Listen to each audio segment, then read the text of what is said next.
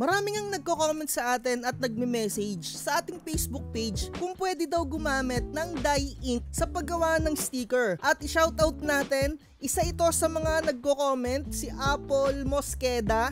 Hindi ko alam kung ayun yung pagkakabasa talaga sa kanyang username dito sa kanyang YouTube. Pero yung comment nga niya, for iTech sticker, pwede daw ba yung dye ink printer? Kaya nga ngayon, gagawan ko na ng content as in, simula't simula hanggang maagawa tayo, ipapakita ko sa inyo dahil ang dami nang nagko-comment at yung mga bagong nanonood para magkaroon din ng idea. So dito sa isa nating camera mga tropa, nakikita nyo naman, eto yung pinakamaganda na nagamit ko na vinyl sticker para sa akin sa ngayon, para sa akin lang, iTech. Pero may mga batch talaga siya na medyo mahina yung adhesive niya. So dito natin ipiprint sa iTech matte vinyl sticker at meron din naman tayo ditong photo sticker ni Quap. Ipiprint din natin dito using dye ink at ilalaminate natin yung vinyl sticker using Yasen laminating film. At without further ado, syempre sisimulan na natin yan and kailangan yung magbukas syempre ng Silhouette Studio kung gagawa kayo ng sticker at depende kung ano yung gagamitin nyo na platter cutter. Kung Cameo, syempre ito yung application na kailangan nyo. Kung hindi naman Cameo platter cutter yung gamit nyo, nasa sa inyo kung ano yung ginagamit nyo, diba? So una ko laging ginagawa dito, inaayos ko yung pinaka media. So ang gagamitin kong printer, take note mga tropa, Epson 5290 using original ink or yung dye ink na pinaka kasama niya kapag ka bumili kayo ng printer. So, aayusin lang natin yan. Preference, gagawin natin siyang A4 dahil A4 mga tropa, yung gagamitin natin na media, yung iTech at yung photo sticker ni Quap. At eto na nga, gagawin natin tong Epson matte and dito mga tropa, nasa sa inyo kung gusto nyo siyang i-high or gusto nyo na standard. Para sa akin mga tropa, okay lang yung standard and pero dito sa video natin, gagawin ko siyang high para magandang maganda yung pagkaka-print nung ating vinyl sticker. And dito mga tropa, wag nyo na itong i-uncheck at wala na kayong ibang gagawin dito na color correction kung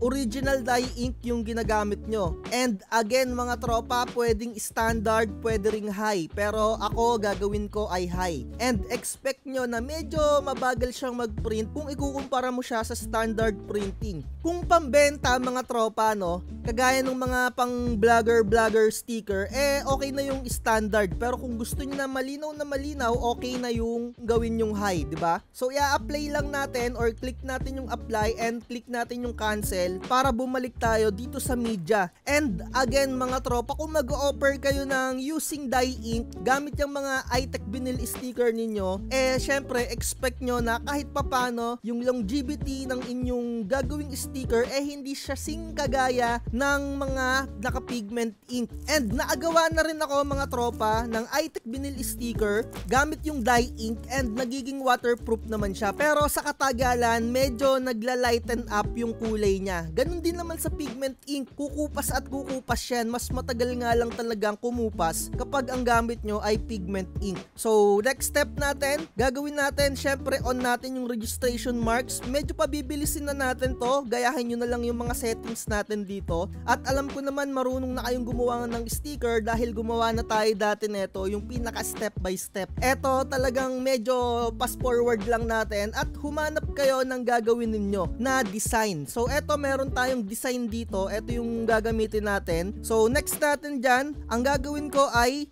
isa-select ko yung trace area niya. Ayan.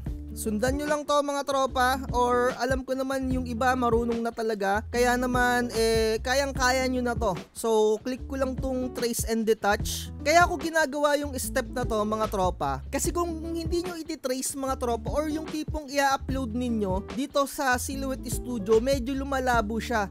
Yung dito sa import settings tapos yung meron ng auto trace, lumalabo yung pinaka output ninyo doon, nawawala yung pagka HD nya. Kaya ina-uncheck ko etong auto trace dito kay Silhouette Studio, kaya naman minamanual trace ko siya kagaya ng ginawa natin. So kapag ka na-trace nyo na siya mga tropa, maghihiwa-hiwalay yan. Pero i-right click ko yan and i-click ko yung group para kapag ka nagkaroon tayo ng pinaka-offset or yung pinaka-cutting marks niya, kasi kapag ka hindi natin ginawa ng cutting marks, iisa-isahin yan mga tropa na ika-cut, nakikita nyo naman yung mga lining. Kaya ang gagawin ko, kukuha tayo dito or i-offset natin siya. Ayan, nakikita nyo, nagkaroon siya ng pinaka outside background na white. So tataasan lang natin yung pinaka offset niya para ma-accommodate lahat or magkaroon siya ng parang pinaka background talaga niya na kulay white. So eto, sa ganyang style or details, okay na yan. Tapos click lang kayo dito sa outside.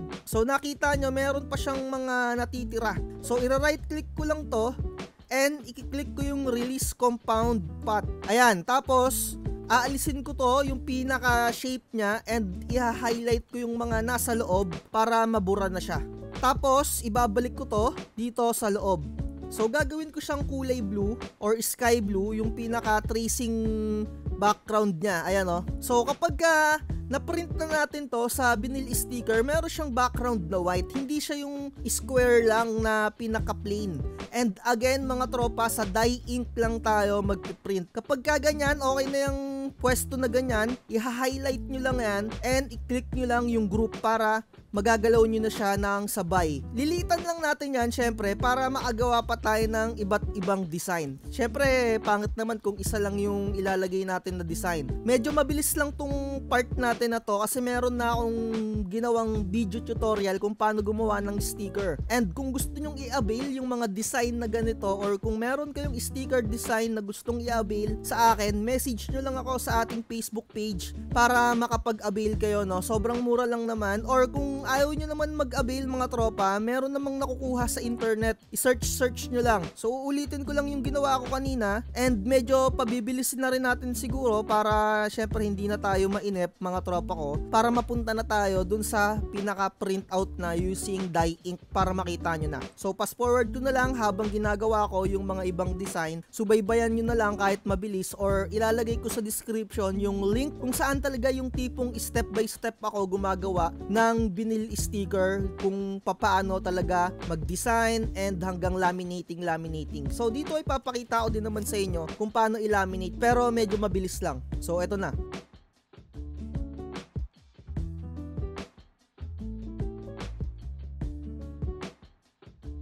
At mga tropa, eto na nga yung nagawa natin na design at i-ready na natin siyang i-print. Pero bago natin siya i-ready i-print, tignan nyo muna or i-make sure nyo muna na parehas yung kulay nung pinaka-cutting marks ninyo. Kagaya na ito, no? Ayan, nakikita ninyo kulay blue at yung iba ay kulay green. So ang gagawin ko ay paparehas ko lang etong kulay green dito. So papalitan ko lang tong dalawang to. Ayan. And eto pa. So double check lang natin. At etong isa. So nakita nyo kanina mga tropa, yung iba naka-highlight din na kulay blue. Ayan o. 'Di ba? Naka-kulay blue sila na highlight, pati yung loob niya. So ang gagawin natin doon, nagkamali kasi tayo ng pindot Kakalasin muna natin siya. So eto, kalasin muna natin. Ungroup muna natin siya.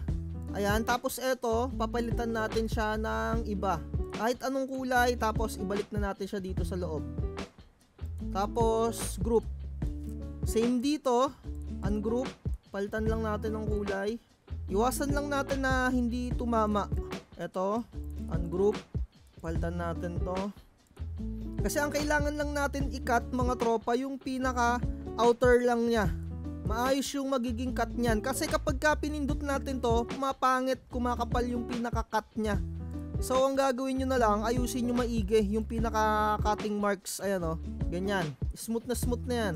Ang ikakat lang nila yung pinaka cutting marks lang natin. Ayan o, yan yung outside. So ire-ready ko lang yung ating printer na Epson 5290. Sasaksak ko lang siya.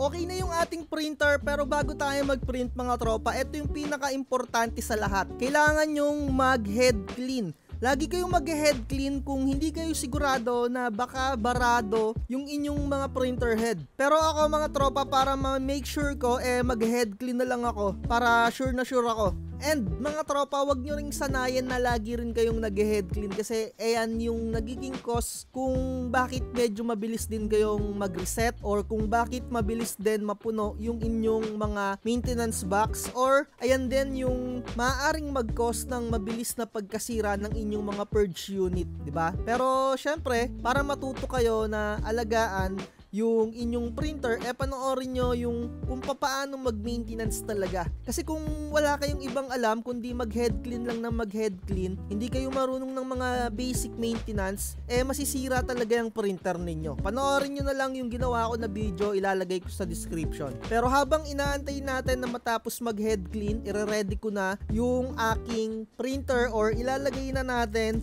etong mga vinyl sticker na gagamitin natin. Isang vinyl sticker at isang photo sticker natin siya ipiprint. So abangan nyo na lang sa next video.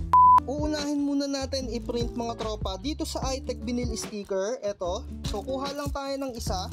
Dito sa pagprint ng vinyl sticker mga tropa, napakadali lang naman neto at hindi kayo malilito. Kung saan yung packaging, ayan yung printable side mga tropa ko. Yung iba kasi na mga baguhan, hindi nila alam yan. So eto, yung printable side. Yung isa naman makikita nyo para siyang karton. So ilalagay ko lang to para makapag-print na tayo. Kapag maglalagay nga pala kayo ng A4 na size ng inyong mga vinyl sticker, make sure na yung lock ng inyong mga printer, dun sa pinakalagayan niya, meron siyang kulay blue na lock. Kailangan nakaganito siya. Halimbawa, ito yung lock, kailangan nakaganito talaga siya or nakahigpit. Yung tipong gagalaw pa naman yung pinaka bond paper or yung pinaka vinyl sticker, and kung short na yung gagamitin nyo, i-adjust nyo na siya into short, di ba? And kung 4R naman yung gagamitin nyo, make sure din na nakalock. And mga tropa, kapag ka nagpalit kayo ng bond paper or nagpalit kayo ng ibang size ng papel or media dito sa Epson 5290, merong lumalabas dito na selection, and pumili na lang kayo kung anong size yung pinalit ninyo. And sa atin A4 yung ginamit natin, pero meron tayong tutorial na in-upload dati para hindi na kayo palit ng pinaka settings dito. Panoodin nyo na lang yon para ayun nga, hindi kayo palit ng palit. Kasi kung every other day kayo or every minute kayo na nagpapalit ng short A4, talagang medyo maiinis kayo, palit kayo ng settings dito. Panoorin nyo na lang, nasa description, ilalagay ko na lang din. So eto na, without further ado, ipiprint na natin using 5290 original ink. So nakikita nyo naman din dito sa ating screen, sa ating computer, rekta print na lang natin yan dahil wala na tayong babaguhin dyan dahil original dye ink naman to. So ayan na, waiting na lang tayong mag-output. Nakita nyo or narinig nyo yung papel, kinuha na nung pinaka-printer. And expect natin na medyo matagal yung printing niya dahil nga sinet up natin siya ng high. And expect din natin yung pinaka-output natin medyo darkish siya. Yun lang yung pagkakaiba using dye ink mga tropa. Darkish yung output niya. And kung pigment ink naman medyo light. Kaya napakaganda pa rin talaga kung ang gagamitin nyo pigment ink. Doon naman sa fading or pagka-waterproof, basta magandang vinyl sticker yung gagamitin ninyo or maganda yung pinaka-coating ng inyong vinyl sticker kagaya na itong iTech, okay na okay yan, magiging waterproof yan. And when it comes naman sa fading, medyo mabilis lang talaga sa fading etong mga kagaya nito na dye ink. Pero kahit papano, okay na to kung eto pa lang yung printer na meron kayo and kung saan nyo siya gagamitin. Kung pang mga motor sticker, syempre medyo 50-50. Pero kung yung tipong sa mga tumbler lang naman ilalagay, kagaya ng mga ganyan, okay na tong using dye ink mga tropa. Ayan. Eto mga tropa, ang gamit natin na vinyl sticker dito ay Coaf. Medyo pangit siya, umaangat siya. Ayan o. Ito yung output mga tropa sa pigment ink. Ganyan. So mamaya ikukumpara natin yung output dun sa dye ink.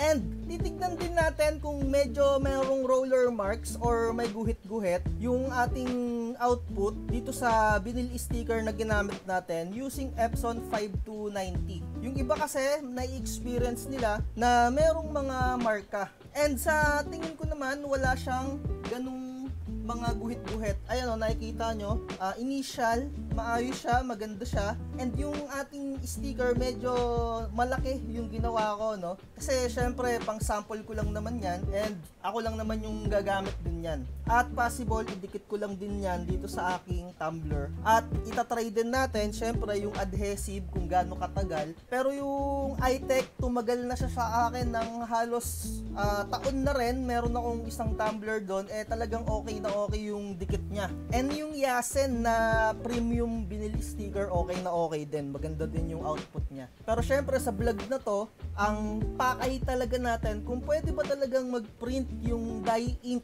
ng vinyl sticker. At nakikita nyo naman, Epson 5290. Original ink yung gamit natin dyan mga tropa. Ganito yung gamit natin dyan. Para hindi kayo malito or maligaw kung saan-saan kayo bibili ng mga original ink, ilalagay ko na lang sa description, doon na lang kayo bumili mga tropa. And kung medyo hunter kayo sa Facebook Marketplace, makakabili kayo niya ng mura. Yung mga nagko-convert ng kagaya ng ganito, Epson 5290, kino-convert nila agad sa pigment ink, kagaya ng mga Hansol or kung Hansol kagad yung gagamitin, bilhin ninyo yung original ink mga tropa na ganito. Pero ang sasabihin ko sa inyo hanggang 500 lang or 400 nyo lang bilhin yung pinaka original ink, kasi kung medyo 1,000 na lugi kayo doon, medyo mahal na yun. Dapat mga around 500 lang yung bibilihin ninyo sa mga nagko-convert ng Hansol or into Kuyi, 'di ba? Yung mga hindi gagamitin yung original ink. So medyo mahaba yung vlogs natin na to para maipakita ko sa inyo ng maayos. Ayan, medyo malaki yung ating sticker. Ayan, eto na yung pinaka-output natin mga tropa. So, ibig sabihin, pwede talaga. Kasi ayan o, nakikita nyo naman, or wala din siyang pinaka-marka. Ayan o, focus lang natin ng maayos. Ayan, nakikita nyo, wala siyang roller marks. Ayan, di ba? Wala. So, mamaya, makikita natin yung pinaka-final output niya kung ilalaminate na natin siya. Syempre, lalagyan pa natin to ng laminating film na glossy. And next naman natin, magpe-print naman tayo dito sa photo sticker na glossy ni Quaff. 135 GSM. And etong Quaff sticker na to, hindi na natin siya lalagyan ng laminating film. As is na lang talaga siya. Ito yung Quaff na vinyl sticker. So, ilalagay ko lang siya at ipiprint na natin. Syempre sa video na to mga tropa, hindi na natin siya i-cure. Kasi mga tropa, kung gagawa kayo ng mga sticker, kagaya ng ganito, dye ink or pigment ink, kailangan kinu-curing time nyo siya. Or ipinapatuyo nyo siya. Kasi kapag lumabas yung pinaka-output natin, mapapansin nyo na parang medyo basa pa talaga siya. 'Di ba? So parang tao rin yan, kapag naligo ka, kailangan magpunas ka muna gamit yung tuwalya. Dito rin sa mga sticker, kailangan patuyuin mo muna siya. Mararamdaman mo talaga siya na parang medyo basa-basa pa siya. Pero dahil dito sa vlogs natin na to, hindi ko na siya i-cure para mas maipakita ko sa inyo ng mabilis. Pero yung curing time, kailangan patuyuin nyo siya at least 6 hours yung pinaka-safe. Pero kung medyo nagmamadali ka, yung iba ginagawa halos 30 minutes lang, yung mga gustong-gusto ng pumera. Pero ako talaga, standard ko kapag may mga umu-order sa akin, overnight ko siyang pinapatuyo or at least 12 hours. Diba? Or minsan kapag sobrang dami talaga na nagpiprint or nagagawa ko, minsan nakakaligtaan ko na, minsan one day na talaga. Safe na safe yon mga tropa. Nasa sa inyo mga tropa kung maniniwala kayo, no? Bahala kayo sa buhay nyo dyan kung ayaw nyo maniwala, kung hindi tunay yung curing. Pero ako talaga sa experience ko, tunay talaga yung curing mga tropa, dahil minsan na akong napahiya, kaya kahit pa paano ayoko kayo na bagaya dun sa nangyari sa akin dati. So ayan, lumalabas na yung ating photo sticker. Sa glossy natin siya pinrint. Makikita nyo, okay din to. Kung wala kayong platter cutter, tiyagain nyo na gupitin gamit yung matalim na gunting. Dati mga tropa, nung simula pa lang talaga ako, gunting-gunting lang at saka yung mga manual cutter. Pero nung syempre, habang tumatagal, kailangan mo ring mag-invest. And salamat sa inyo mga tropa sa mga suporta ninyo, dahil sa inyo kahit pa paano nakakabili rin tayo ng mga pang-upgrade natin. Lalong-lalo na sa mga nag-aabil sa akin ng mga template, salamat sa inyo. Dahil sa inyo mga tropa, nasusustain natin yung channel. At sa mga nag-aabil ng Canva Pro or kung ano pa mang template yung inaabil nila. Sa mga gustong mag-avail, message lang mga tropa sa ating Facebook page. Ayan, napakaganda kung sa glossy nyo siya ipiprint. Pero sa kadahilanan na kailangan natin kumita, dito natin siya piniprint sa matte. Kasi mas mura yung matte na iTech. Mas mura to kung ikukumpara mo siya sa glossy. Pero ang technique doon, mga tropa ko, ipifinishing natin siya ng laminating film na glossy. So yung magiging output niya, glossy pa rin. So ganun yung technique sa paggawa ng stickers. Ayan, nakikita nyo naman. Ako mga tropa, sa totoo lang, hindi na talaga ako naglalaminate kapag sa photo sticker ko siya piniprint. Kasi parang masasayang lang. Kasi eto, mumurahin lang na sticker to. Kahit hindi nyo na yan ilaminate, okay na yan as is. Or kung mag-o-offer kayo ng mga product label, wag na kayong mag-laminate kapag mga photo sticker lang. Eto, yung ganitong process yung ginagawa ko dati nung nagkaroon ako ng customer nung pandemic na naggagawa siya or nagbebenta siya or nagre-resell siya ng mga longganisa. Minamanual cut ko lang talaga siya or gunting. Hindi ko na nilalaminate etong photo sticker. Okay naman. Ayan na yung output niya. So sa mga kids or sa mga kabataan dyan, kung malapit kayo sa mga elementary school, okay na okay yung ganito. Pwede nyo siyang ibenta siguro mga 10 pesos or kung medyo maliliit lang, 5 piso. Diba? Nasa diskarte nyo na lang yan. Pero wag kayong magpapababa ng presyo or pwede nyo i-package mga tropa, 25 dalawa kung anong sukat yung prepared ninyo. Minsan 2x3, tatlong 2x3, 25 or dalawang 2x3, 25. Ayan, yung output sa glossy. Diba? Napakaganda. So, mamaya, ikakat natin to, next video natin, sa ating Cameo 4. Eto, hindi na natin siya ilalaminate, as is na siya. So, move forward tayo sa next video, sa pag-laminate kung paano ilalaminate. So, nakita nyo, pwede using 5290 na Epson Dye Ink Original. Diba? At eto na nga mga tropa ko, yung pinaka-output natin. So, ilalaminate na natin siya para maging glossy siya. Nakikita nyo naman dito sa isa nating camera. Kuha lang tayo ng isa para kahit papaano yung mga hindi pa marunong mag-laminate, magkaroon ng idea. Ayan, glossy. Ang gagawin nyo dito, tutungkabin nyo lang yung konting part. Ayan, ganyan. Napakadali lang naman na ito, kayang-kaya nyo to. Pero meron din akong designated video kung paano mag-laminate. So dito, medyo papabilisin lang natin. Ganyan. Ayan lang talaga yung ginagawa ko as is. So ipapatong ko siya dito. Ayan. And dito. Tapos i-open na natin yung laminating machine natin. And next video natin, makikita nyo na kung paano natin siya ikakat. Ito yung ating photo sticker. Bubuksan lang natin to mga tropa sa cold laminate and click nyo lang yung on para magbukas siya. And yung glossy mga tropa, mabilis siyang magasgas sa totoo lang. Kaya lalagyan natin siya ng bond paper dito para hindi siya mabilis magasgas. So laminate na natin siya. Ganyan lang ako mag-laminate mga tropa, mabilis lang. At eto na, okay na yung ating vinyl sticker, ikakat na lang natin siya. Kung wala kayong platter cutter na Cameo, pwede nyo siyang guntingin lang manual. So next video na tayo sa cutting. At eto na nga yung platter cutter natin na Cameo, binuksan na natin siya. Naka CB09 blade na ako, kaya yung settings na makikita ninyo, maaaring hindi nyo pwedeng gayahin yan kung kayo ay naka auto blade. At ito yung pinakasikreto mga tropa, para umayos yung pinaka-cut natin, dapat meron kayong ganito. Ang tawag dito, no, mat support. So ito yung ilalagay natin dito sa ilalim para yung cutting mat nasasalo niya ng maayos kapag ka nagka-cut. At syempre meron din tayo niyan sa likod. Ito naman yung ilalagay natin sa likod na part. So wala na tayong ibang gagawin dyan kundi isa lang yung ating pinaka cutting mat, at make sure na madikit pa yung inyong mga cutting mat.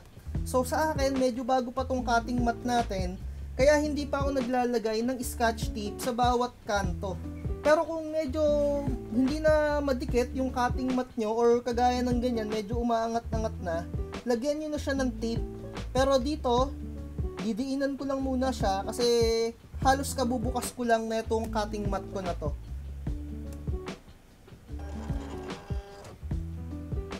At naisa lang na natin yung pinaka full guide natin mga tropa, nasa description. Ikakat na natin siya. Dito wala na kayong iba pang babaguhin dyan. Dito click nyo lang yung cut kung parehas tayong gumagamit ng CB09. Gagawin ko lang siyang 2 passes. And yung speed niya gagawin kong 10. Dito yung force niya mga ganyan lang, 31. So simulan na natin, send lang natin yan para mag-cut na. Dapat ganyan yung procedure kung magka-cut kayo. Tignan nyo maigay kung paano siya mag-scan. At etong part na to, yung pinaka-importante, yung pinaka-last na scan. Ayan, magka-cut na siya dyan. So, ipapass forward na natin para hindi na tumagal yung video natin. Kasi ito ay matagal na akong merong pinaka-full tutorial kung paano gumawa ng sticker talaga. Ito, ginawan lang natin ng pinaka-sample kung ang mga printer nyo ay dye ink. Kung pwede ba talaga sa dye ink yung vinyl sticker or kung makakagawa ba tayo ng vinyl sticker using dye ink, diba? At mga tropa, natapos na nga yung pag-cut. Eto na siya. So, ang next nyo gagawin, tatanggalin nyo lang yung pinaka-sobra. Ayan. Para maiwan na lang yung pinaka-sticker natin. So, eto yung mangyayari mga tropa, no? Kung hindi nyo siya i-cure, hihiwala yung pinaka-laminate. Kagaya neto, no? Nung inaalis ko yung pinaka-sobra na sticker, humiwala yung pinaka-laminate. Kaya kailangan, kapag ilalaminate nyo or gagawa kayo ng sticker, meron talaga kayong curing time. Ayun yung sinasabi ko sa inyo dati pa. So, tutungkabin lang natin to para makita na natin yung pinaka-kinat natin. Ayan o, nakahiwalay siya o, yung pinaka-laminate to. Kasi hindi natin siya kinure. Kaya, eto, sample lang natin. Dapat lagi kayong nagko-cure. Ayan. So, nakat na. Kiss cut lang natin. So, next natin na gagawin dyan, ididikit natin dito. So, okay na to. Sample lang naman natin. Kuha lang tayo ng isa. Eto.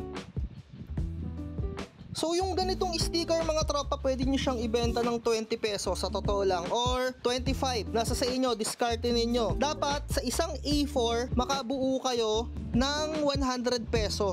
Ayan o. Dye ink yung ginamit natin dyan. Original dye ink. So, idikit lang natin siya dito. iTech vinyl. Combination niya, Yasen. Ayan. Diba? So, ibig sabihin, pwede talaga. Depende na lang sa surface kung saan nyo siya ididikit, kung gaano siya mas didikit pa. May mga surface kasi na umaangat talaga kahit anong ganda ng adhesive ninyo. Pero ito, hopefully, tumagal siya. So, ang verdict natin, pwede talaga. Diba? Napakaganda. So, iba pa, idikit pa natin.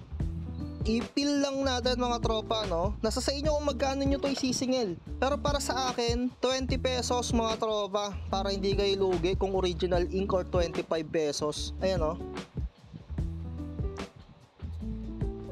Yan. So, next natin na ikakat yung sa photo sticker. Tignan din natin. And hopefully, tumagal yung dikit na itong adhesive natin. Pero medyo alangan ako dito kasi hindi nga tayo nag-curing. Pero anyway, for sample lang naman, 'di ba? Ito naman yung photo sticker. Kung gusto nyo mag-offer ng medyo budget meals lang, yung kayang-kaya ng student. And sa tingin ko, 5 piso yung pwede nyong isingil dito mga tropa. Pero depende sa laki. At kailangan naman sa isang A4 na to, kumita kayo ng at least 50 to 35 pesos yung ganitong A4 na photo sticker.